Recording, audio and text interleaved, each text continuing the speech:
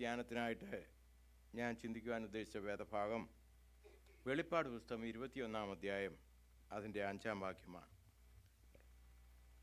Revelation chapter 21 verse 5. ഇനി മരണം ഉണ്ടാകുകയില്ല, ദുഃഖവും മുറവിളിയും കഷ്ടതയും ഇനി ഉണ്ടാകുകയില്ല. ഒന്നാമത്തേത് കഴിഞ്ഞുപോയി. സിംഹാസനത്തിൽ ഇരിക്കുന്നവൻ ഇതാ ഞാൻ സകലതും പുതുതാക്കുന്നു എന്നരുളി ചെയ്യുന്നു. എഴുതുക, ഈ വചനം വിശ്വാസയോഗ്യവും സത്യവുമാകുന്നുവെന്ന് അവൻ കൽപ്പിച്ചു. Praise God. നമ്മൾ ബൈബിൾ സ്റ്റഡിക്ക് പഠിച്ചുകൊണ്ടിരിക്കുന്നത് വേദഭാഗം ബുക്ക് ഓഫ് റെവലേഷൻസിൽ നിന്നാണ്. ഈ ഉൽപ്പത്തി പുസ്തകം ഒരു തൊട്ട് വെളിപ്പാട് പുസ്തകം വരെയുള്ള വേദഭാഗം നിത്യതയുമായിട്ട് കമ്പയർ ചെയ്യുമ്പോൾ ഒരു ഷോർട്ട് സ്പാൻ ഓഫ് ടൈമാണ്. ടൈം എന്നുള്ള ഒരു അവസ്ഥയുണ്ടെങ്കിൽ ആ അവസ്ഥ ഉൽപ്പത്തി തൊട്ട് വെളിപ്പാടിൻ്റെ അവസാനം വരെയുള്ള വേദഭാഗമാണ്. അതിന് മുമ്പ്, ഉൽപ്പത്തിക്ക് മുമ്പ് നിത്യതയാണ്. വെളിപ്പാട് പുസ്തകം കഴിഞ്ഞാൽ പിന്നീട് നിത്യതയാണ്.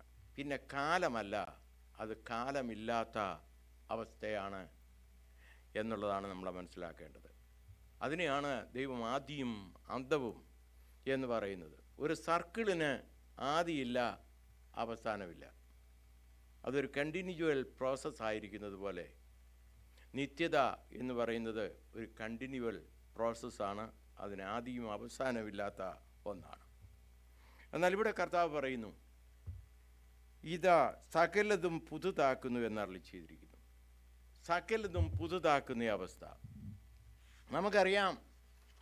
ലോകത്തിൽ സൃഷ്ടിപ്പിൽ ആദ്യം ഉണ്ടായത് പാപം എന്ന് പറയുന്നത് പ്രൈഡാണ്, അഹങ്കാരം.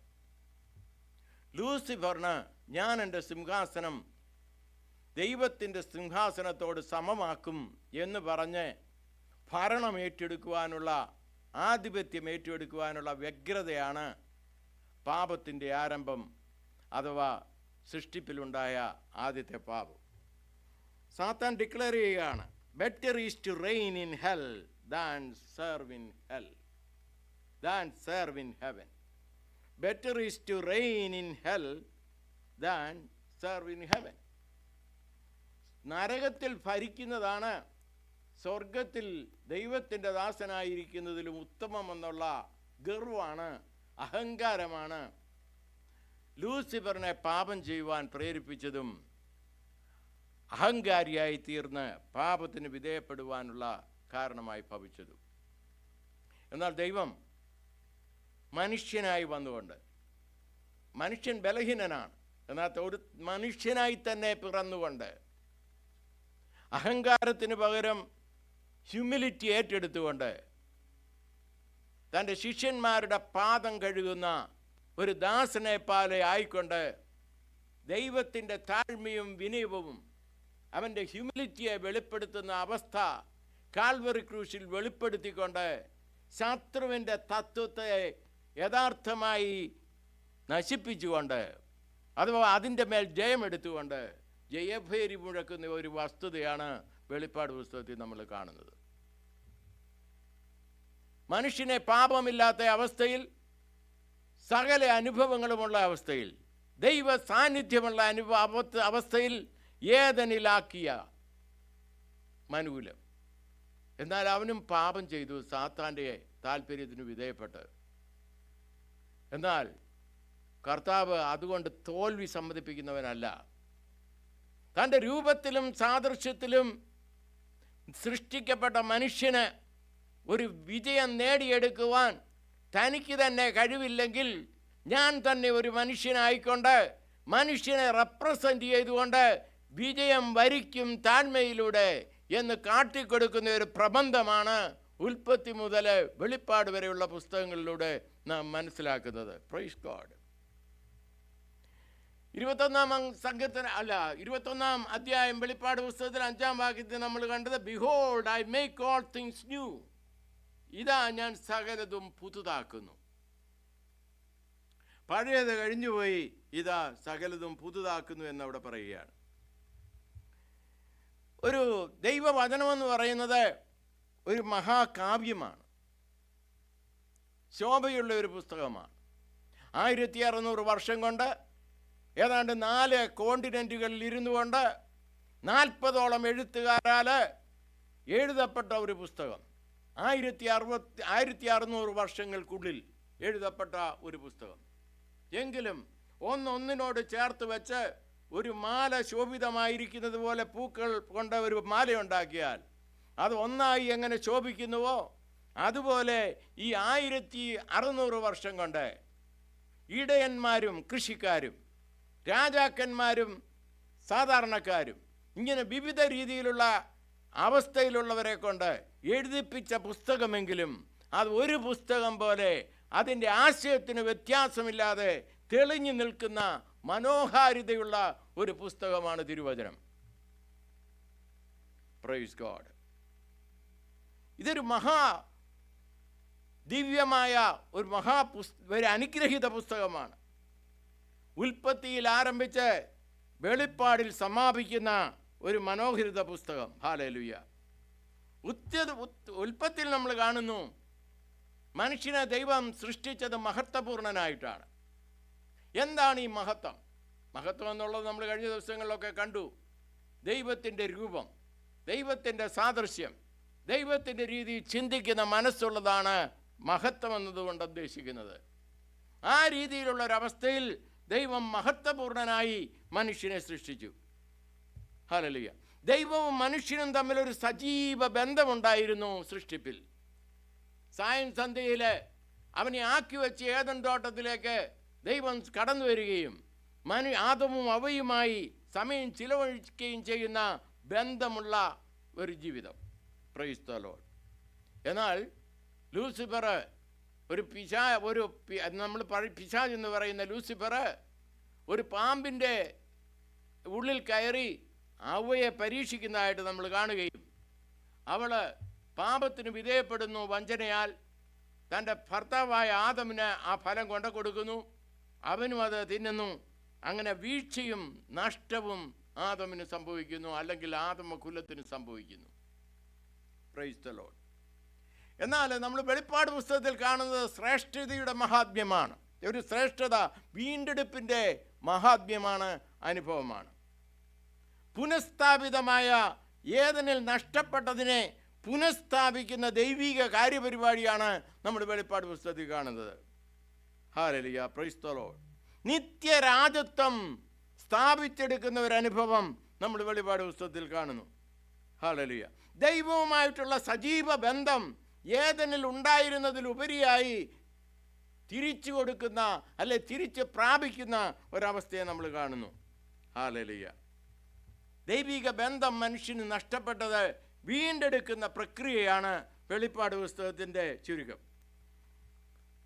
ഉൽപ്പത്തി പുസ്തകം 3-ാം അധ്യായം 8-ാം വാക്യത്തിൽ നാം കാണുന്നു, എല്ലാ സായം സന്ധ്യയിലും ഏദനിൽ ദൈവം മനുഷ്യനുമായി ബന്ധപ്പെട്ടിരുന്നുവെന്ന്, അവരുമായി സമയം ചെലവഴിച്ചിരുന്നു. ഹല്ലേലൂയ. എന്നാൽ പാപം ചെയ്ത മനുഷ്യന് ഭയമുണ്ടായി.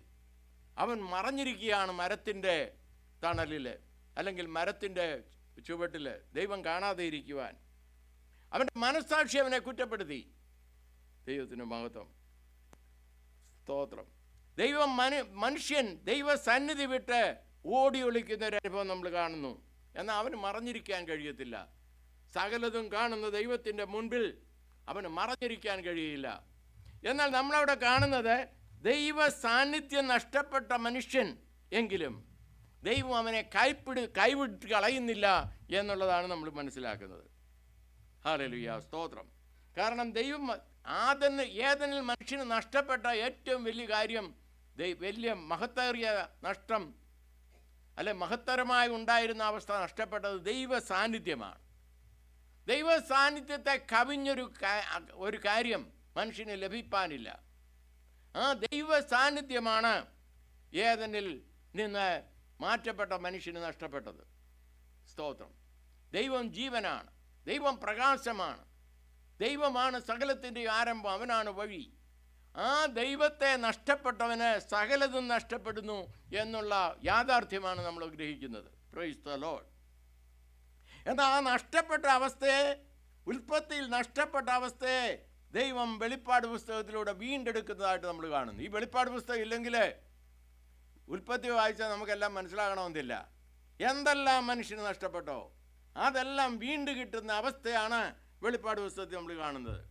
വെളിപ്പാട് 21:3 ഇങ്ങനെ വായിക്കുന്നു, ഇതാ മനുഷ്യരോടുകൂടെ ദൈവത്തിൻ്റെ കൂടാരം, അവൻ അവരോടുകൂടെ വസിക്കും, അവർ അവൻ്റെ ജനമായിരിക്കും, ദൈവം താൻ അവരുടെ ദൈവമായി അവരോട് കൂടെയിരിക്കും. Price the lord. അപ്പോൾ ഇനി ദൈവവുമായിട്ടൊരു മറവ് അല്ലെങ്കിൽ ഒരു ഒഴിഞ്ഞിരിക്കുന്ന അനുഭവം അവർക്കില്ല. ദൈവ സാന്നിധ്യം നഷ്ടപ്പെട്ടപ്പോൾ അവർക്കുണ്ടായ അനുഭവം ഭയമാണ്. എന്നാൽ വെളിപ്പാട് പുസ്തകത്തിൽ ആ ഭയം മാറുന്നു. ദൈവ സാന്നിധ്യത്തിൽ അവൻ സന്തോഷം ഉള്ളവനായിത്തീരുന്നു. ഉൽപ്പത്തിയിൽ നമ്മൾ കാണുന്നത് ദൈവം മനുഷ്യനുമായിട്ടുള്ള വേർപാടാണ്. വെളിപ്പാട് പുസ്തകത്തിൽ നമ്മൾ കാണുന്നത് ഇനി വേർപാടില്ല. ദൈവം മനുഷ്യനോട് കൂടെ വസിക്കുന്ന അവസ്ഥ. ഹല്ലേലൂയ. അങ്ങനെ അപ്പോൾ ഉൽപ്പത്തി പുസ്തകത്തിൽ മനുഷ്യന് നഷ്ടപ്പെട്ടത് വെളിപ്പാട് പുസ്തകത്തിൽ പുനഃസ്ഥാപിക്കപ്പെടുന്നതായിട്ട് നമ്മൾ കാണുന്നു. രണ്ടാമതായി നമ്മൾ ദർശിക്കുന്നത് ഏദനിൽ മനുഷ്യൻ ശാപഗ്രസ്തനായിത്തീരുന്നു. ദൈവത്തിൻ്റെ വഴി വിട്ടുമാറിയ മനുഷ്യൻ ശാപഗ്രസ്തനായി മാറുന്നു. ഉൽപ്പത്തി 3:17 ദൈവം ഇപ്രകാരം പറയുന്നു, നിന്റെ നിമിത്തം ഭൂമി ശപിക്കപ്പെട്ടിരിക്കുന്നു, നിന്റെ ആയുഷ്കാലമൊക്കെയും നീ കഷ്ടതയോടെ അതിൽ നിന്നും അഹോവൃത്തി ഒഴിക്കും. ഒരു കഷ്ടപ്പാടിൻ്റെ അനുഭവം, ശാപത്തിൻ്റെ അനുഭവം അവിടെ കാണുന്നു. അപ്പോൾ നമ്മുടെ ശാപം എന്ന് പറയുന്നത് മനുഷ്യൻ കടന്നു പോകുന്ന കഷ്ടപ്പാടുകൾ, അവൻ സഹിക്കുന്ന വേദനകൾ, മരണത്തിൻ്റെ ആധിപത്യം, ഇതെല്ലാം ഉണ്ടായത് ആ ശാപം കൊണ്ടാണ്. മനുഷ്യൻ ദൈവ സാന്നിധ്യം വിട്ടുപോകുമ്പോൾ ഉണ്ടാകുന്ന ശാപം മൂലം അതെല്ലാം ഉണ്ടാകുന്നു. എന്നാൽ വെളിപ്പാട് പുസ്തകത്തിൽ അത് മാറുകയാണ്. വെളിപ്പാട് പുസ്തകം 22-ാം അധ്യായം 3-ാം വാക്യത്തിൽ ഇങ്ങനെ വായിക്കുന്നു, ഇനി മുതൽ യാതൊരു ശാപവും ഉണ്ടായിരിക്കുകയില്ല. ഹല്ലേലൂയ. വെളിപ്പാട് പുസ്തകത്തിൽ പറയുകയാണ് ദൈവ കുഞ്ഞുങ്ങൾ അഥവാ ഇനി മേലാൽ ശാപമുണ്ടായിരിക്കുകയില്ല. ഹല്ലേലൂയ, സ്തോത്രം.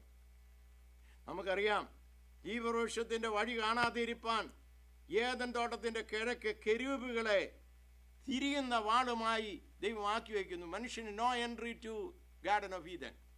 അത് നമ്മൾ വെളിപ്പാട് ഉൽപ്പത്തി 3:24 കാണുന്നു. എന്നാൽ വെളിപ്പാട് പുസ്തകം 22:2 ഇങ്ങനെ പറയുന്നു, നദിയുടെ ഇരുവശത്തും ജീവവൃക്ഷം ഉണ്ടായിരുന്നു. ഹല്ലേലൂയ. അപ്പോൾ ഇനി നമ്മൾ കാണുന്നത് ഇനി മേലാൽ വിലക്കില്ല.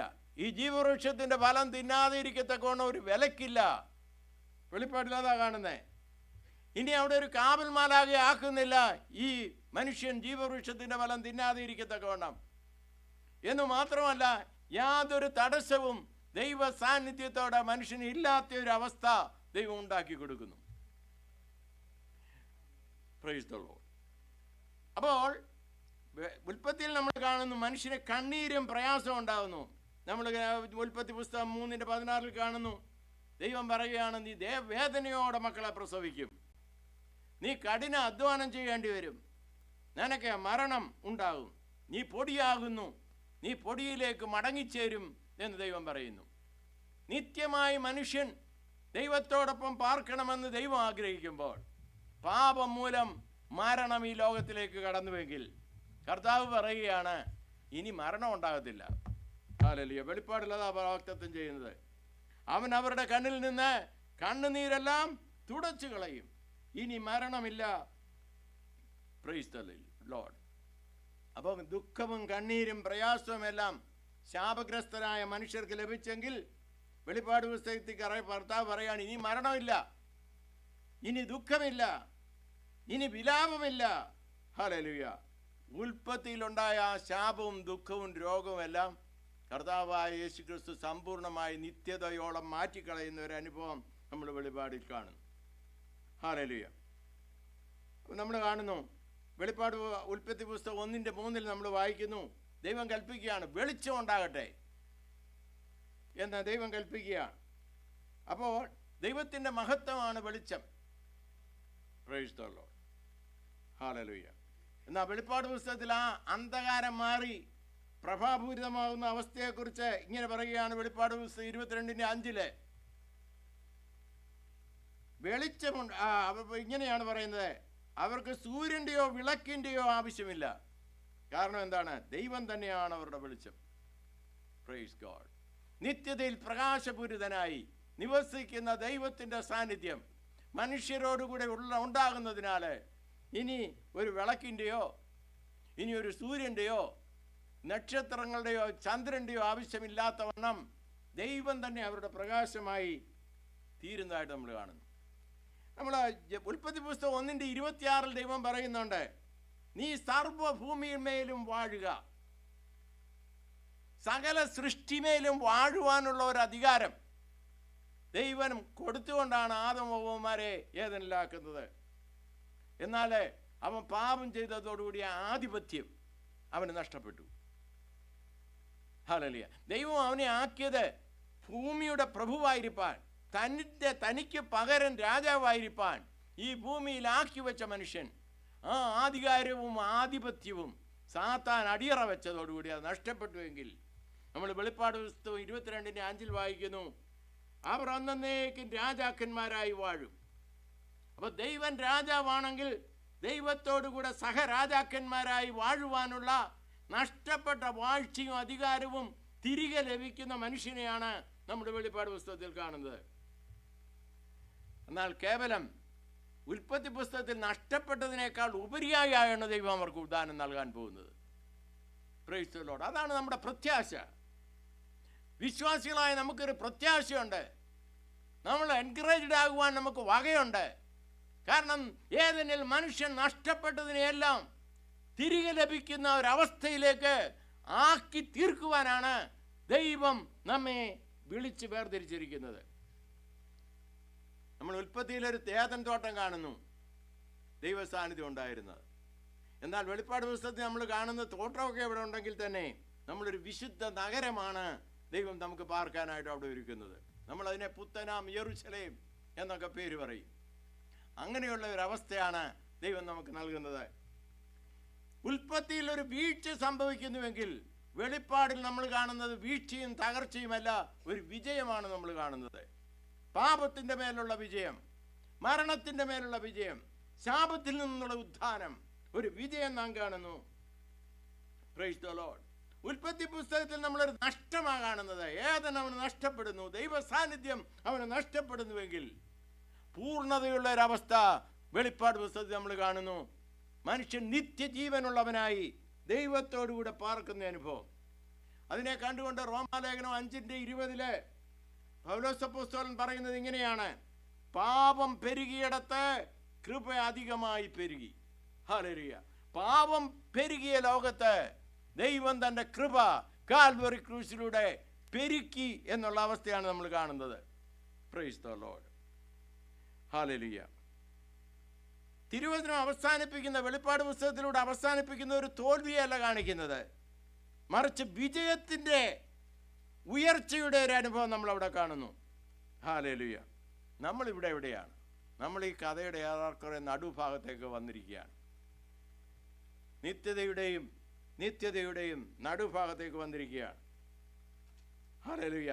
ക്രിസ്തുവിലുള്ളവർക്ക് ഉൽപ്പത്തിയിലെ നഷ്ടം വെളിപ്പാടിൽ പറയുന്ന മഹത്തമായി നമ്മുടെ അനുഭവത്തിൽ ഉണ്ടാകാൻ പോവുകയാണ്. ഹല്ലേലൂയ. സ്തോത്രം.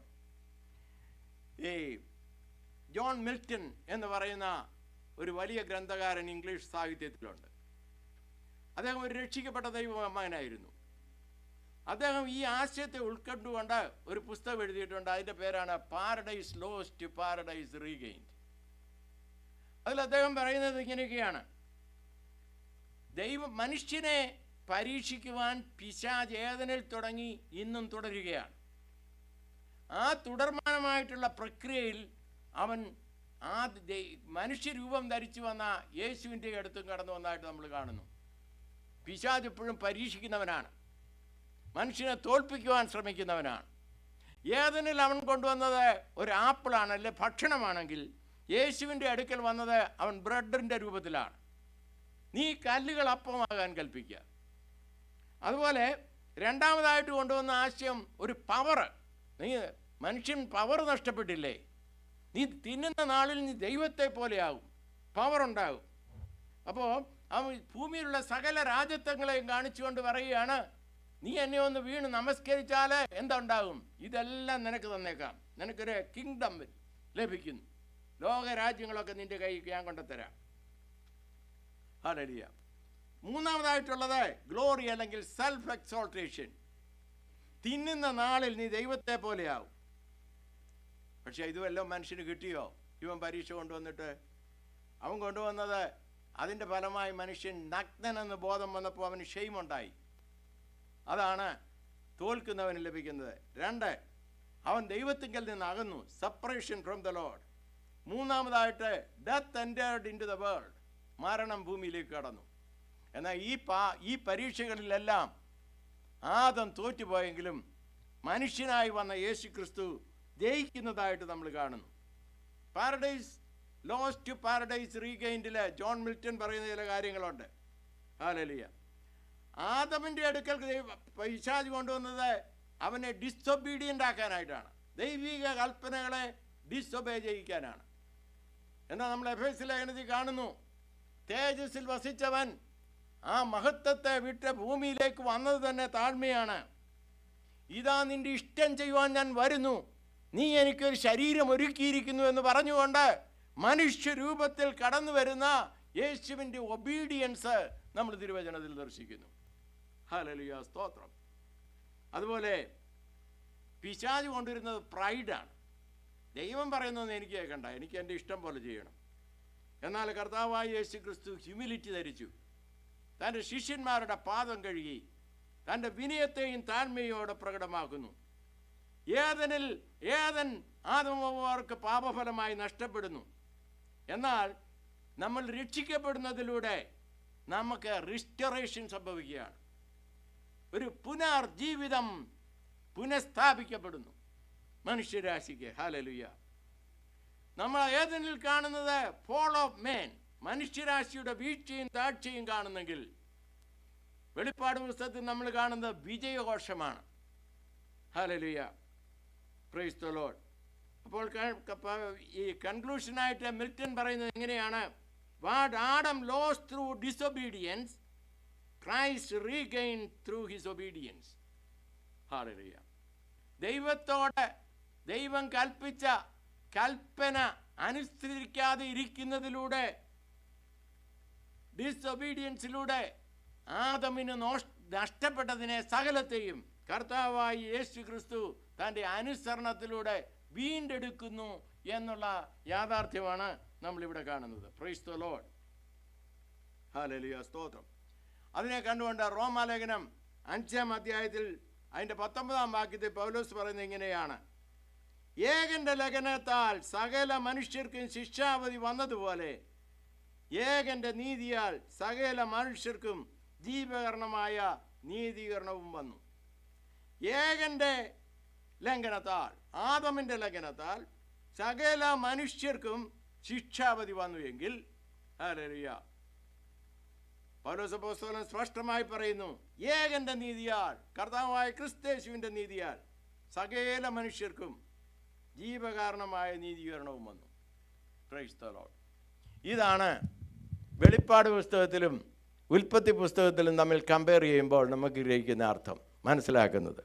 ഏകന്റെ പാപത്താൽ മാനവരാശിക്ക് നഷ്ടം വന്നു, അവന് ശാപം വന്നു, അവൻ ദൈവസാന്നിധ്യത്തിൽ നിന്ന് അകന്നുപോയി. എങ്കിൽ കർത്താവായ യേശു ക്രിസ്തുവിൻ്റെ ഒബീഡിയൻസ് കാൽവറി ക്രൂശിൽ പ്രദർശിക്കപ്പെട്ടു. അതിനെ ഏറ്റെടുത്തുകൊണ്ട് കർത്താവായ യേശു ക്രിസ്തുവിനെ രക്ഷിതാവും കർത്താവുമായി സ്വീകരിച്ചുകൊണ്ട് താഴ്മയുടെ പാതയിൽ, അനുസരണത്തിൻ്റെ പാതയിൽ ദൈവഹിതം ചെയ്യുവാൻ നാം നമ്മെ തന്നെ സമർപ്പിക്കുകയും ഏൽപ്പിക്കുകയും ചെയ്താൽ നമ്മുടെ സ്വഭാവം ദൈവപുത്രനായ ക്രിസ്തയേശുവിൻ്റെ രൂപത്തോട് സാമ്യമുള്ളതായിത്തീരും, അനുരൂപമായിത്തീരും. അതിനാണ് ദൈവം നമ്മെ വിളിച്ചിരിക്കുന്നത്.